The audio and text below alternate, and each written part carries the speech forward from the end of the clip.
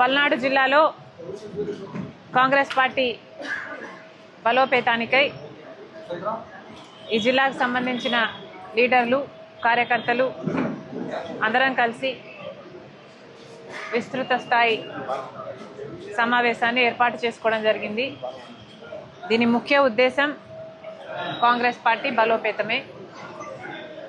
ముందు కార్యాచరణ ఎలా ఉండబోవాలి, ఏ ఇష్యూస్ టేకప్ చేయాలి, నాయకుల జిల్లాకు సంబంధించిన కార్యకర్తల అభిప్రాయాలను సూచనలు తీసుకోవడానికి, వాళ్ళకున్న ఇబ్బందులను తెలుసుకోవడానికి ఇక్కడికి కాంగ్రెస్ పార్టీ అధ్యక్షురాలిగా నేనే రావటం జరిగింది. కాంగ్రెస్ పార్టీ బలపడ్డం ఈరోజు రాజకీయంగా చాలా అవసరం. రాజకీయంగా మా పార్టీకి మాత్రమే కాదు, ఆంధ్ర రాష్ట్రానికి కూడా కాంగ్రెస్ పార్టీ బలపడాల్సిన అవసరం ఉంది. ఎందుకంటే ఒక కాంగ్రెస్ పార్టీ అధికారంలోకి వస్తే మాత్రమే ఆంధ్ర రాష్ట్రానికి సంబంధించిన విభజన హామీలలో ఏ ఒక్క హామీ అయినా నెరవేరే అవకాశం ఉంది అంటే అది ఒక కాంగ్రెస్ పార్టీ అధికారంలోకి వస్తే మాత్రమే సాధ్యమవుతుంది. బీజేపీ కేంద్రంలో 11 సంవత్సరాలుగా అధికారంలోనే ఉంది, కానీ ఒక్కటంటే ఒక్క విభజన హామీ కూడా ఇప్పటి వరకు పూర్తి చేయలేదు బీజేపీ. ఇప్పటికి కూడా మన రాజధానికి కావాల్సిన పూర్తి ఫండ్స్ వాళ్ళు ఇచ్చి కట్టాల్సి ఉంది విభజన హామీలో. అయితే ఇప్పటికీ కూడా వాళ్ళు అప్పులే ఇస్తున్నారు.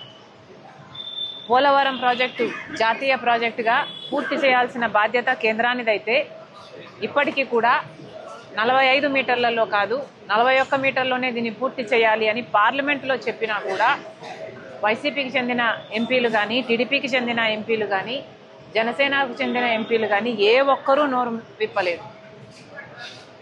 ఇలా రాష్ట్ర ప్రయోజనాలను బీజేపీతో సంబంధాల కోసం అటు వైసీపీ అయినా, టీడీపీ అయినా, జనసేన అయినా ఈ నాయకులందరూ వాళ్ళ స్వార్థ రాజకీయాలు చూసుకుంటున్నారు తప్పితే రాష్ట్ర ప్రయోజనాలను బీజేపీకి తాకట్టు ఎప్పుడో పెట్టేశారు.